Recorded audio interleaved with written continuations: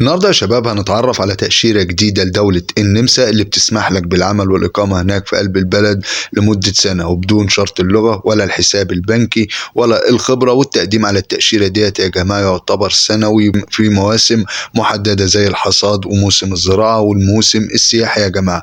تعتبر التأشيرة ديت متاحة لمعظم الدول العربية، يعني أي حد يقدر يقدم عليها، وبمجرد حصولك على تصريح عمل من حقك الإقامة هناك في قلب النمسا لا اما 3 شهور لا اما 6 شهور، واقصى حد يا جماعه بيكون سنه زي ما قلنا. هنعرف تفاصيل وشروط التاشيره ديت بالظبط وايه هو المطلوب منك عشان تقدم عليها. بس الاول لو انت اول مره تشوفنا يا ريت ما تبخلش علينا بالاشتراك وتفعيل الجرس عشان يوصلك معانا كل جديد.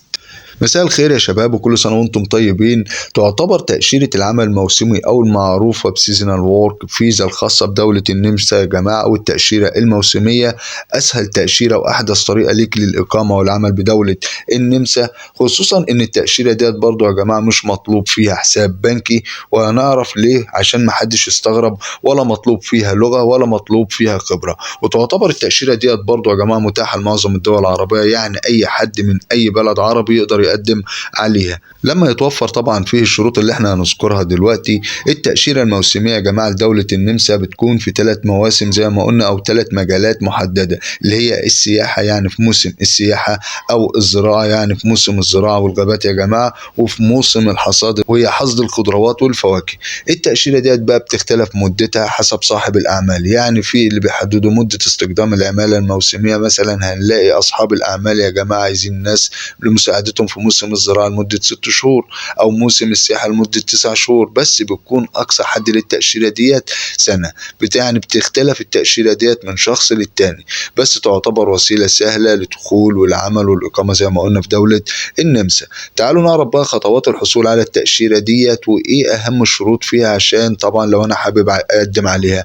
أولا كده يا جماعة، أول شرط وأهم شرط فيها إن أنت تجيب عرض عمل من أي صاحب عمل هناك في قلب النمسا، يعني واحد عنده مثلا مزرعة، واحد عنده كافيتيريا، واحد عنده مطعم، المهم ان انت تجيب طبعا منه عرض عمل، وده يعتبر الشرط الاساسي عشان تقدر تقدم على التأشيرة بعد كده، واللي هيساعدك طبعا زي ما قلنا ان انت تقدر تدخل البلد وتشتغل هناك وتاخد اقامة مؤقتة. تأشيرة العمل الموسمية برضو يا جماعة الخاصة بدولة النمسا بتديك حق الإقامة زي ما قلنا بالمدة اللي هيسمح لك بيها صاحب العمل في عرض العمل اللي انت هتاخده منه. يعني مثلا لو انت رايح شهور فانت هتاخد إقامة هناك لمدة 3 شهور، لو انت رايح مثلا محتاجك لمدة 6 شهور فانت هتاخد إقامة لمدة 6 شهور. وزي ما قلنا يا جماعة التأشيرة ديت أقصى حد لها، يعني آخر حد لها بتكون سنة، يعني بتسمح لك بإن انت تقعد في قلب البلد هناك. التأشيرة ديت برضو يا جماعة عادي بتتجدد، يعني لو انت رايح 6 شهور ممكن تجددها عادي ل6 شهور، بعد كده 9 شهور. بتسمح لك برضو التأشيرة ديت ان انت تقدر تتنقل ما بين الدول الأوروبية، خصوصا زي ما احنا عارفين ان النمسا دولة من دول الشنجن، يعني اي تأشيرة ليك او اي اقامة ليك داخل النمسا تقدر عادي ان انت تدخل بيها اي دولة أوروبية. حبيت تروح فرنسا، بعد كده حبيت تروح ألمانيا، تروح إيطاليا، اي دولة مديك حق ان انت تتنقل بيها. طب عرفنا كده يا جماعة ان اول حاجة او اول شرط عشان اقدم على التأشيرة ديت ان انا اجيب عرض عمل. في حاجة تانية؟ ايوه يا جماعة، لازما ان انت تاخد تصريح عمل، واللي طبعا هيعمله لك صاحب العمل هناك في شؤون الهجرة في النمسا. هو هيبعت لك طبعا عرض العمل، بعد كده هيبعت لك تصريح العمل، اللي بعد كده انت هتاخد العرض العمل وتصريح العمل عشان تقدم بيه على التأشيرة. التأشيرة ديت برضو تقدر تحولها لإقامة دايمة في حالة إن أنت لقيت عقد عمل دايم هناك في قلب البلد، يعني بتعمل تعديل وضع، يعني أنت خلصت المدة اللي أنت رايحها إن كانت بقى 6 شهور إن كانت سنة، ولقيت عقد عمل دايم هناك في قلب البلد، تقدر عادي تعدل وضعك وتحول على العقد التاني وتاخد إقامة هناك. تعالوا نعرف بقى خطوات الحصول على التأشيرة يا جماعة. بعد ما صاحب العمل يا جماعة يبعت لك تصريح العمل وعرض العمل، أنت بتاخد طبعا تصريح العمل وعرض العمل وبتروح على السفارة بجواز سفرك وصورتك الشخصية.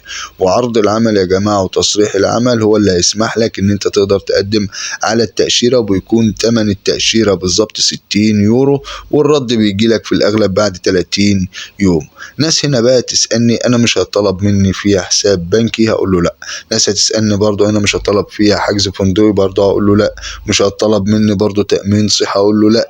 مش هتطلب مني إقامة ولا يطلب مني تذاكر أقول لك مش هتطلب منك غير عرض العمل، تصريح العمل، جواز السفر، صورة شخصية عشان تقدم طبعا على التأشيرة ديت، لأن عرض العمل هيبقى متضمن كل الأوراق اللي احنا اتكلمنا عنها. فأنت هتاخد راتب شهري، هيلغي الحساب البنكي لأن أنت طالع عمل مش طالع سياحة، فمش مطلوب منك فيها حساب بنكي. الإقامة يوفرها لك طبعا صاحب العمل، فمش هطلب منك حجز فندقي، برضو مش هطلب منك فيها تأمين صحي لأن طبعا صاحب العمل لما يطلع لك تصريح العمل هو المسؤول والملزم بيك هناك في قلب البلد، فبالتالي مش هطلب منك تأمين صحي هناك. فأنت عشان تقدم على التأشيرة هتاخد تصريح العمل وعرض العمل وجواز السفر وصورة شخصية، وهتطلع السفارة وتقدم على التأشيرة من هناك.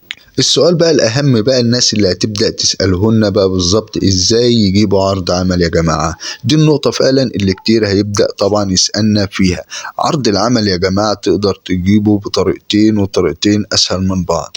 أول طريقة ليك إن أنت يكون ليك حد معارفك هناك. يعني إيه حد معارفك هناك؟ حد معارفك هناك يعني صاحبك، قريبك، يكون صلة القرابة بتاعتك بيه قريبة جدا، يعني يكون الصلة بتاعتك بيه قريبة جدا. دي اللي يقدر طبعا يجيب لك عرض عمل من هناك، خصوصا لو هو مقيم هناك في قلب دولة النمسا وليه علاقات مع أصحاب نمساويين، لهم مزارع، لهم مطاعم، لهم كافيتريات، ممكن يقنع أي حد إنه يبعت لك عرض عمل. ودي تعتبر من أسهل الطرق اللي كتير طبعا بيتبعها وكتير بيحب طبعا إن هو يروح عن طريقها. طيب في طريقة تانية برضو لو إحنا ملناش معارف هناك في قلب البلد، أكيد طبعا الطريقة التانية برضو يا جماعة إن أنت تقدر تراسل أصحاب الأعمال.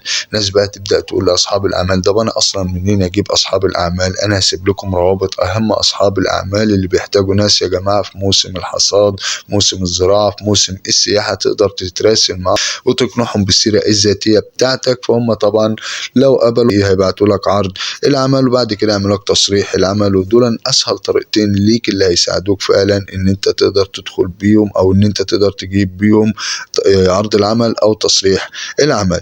ودي طبعا كل حاجة خاصة بتأشيرة النمسا الموسمية يا جماعة في 2023، وتعتبر من الطرق السهلة زي ما قلنا الإقامة والعمل هناك في قلب البلد وبدون شرط الحساب البنكي. بالتوفيق للجميع بإذن الله. ولو في أي استفسار يا ريت تنسبونا في قلب التعليقات، وأنا في أقرب فرصة هرد عليكم. وشكرا ليكم وبس كده.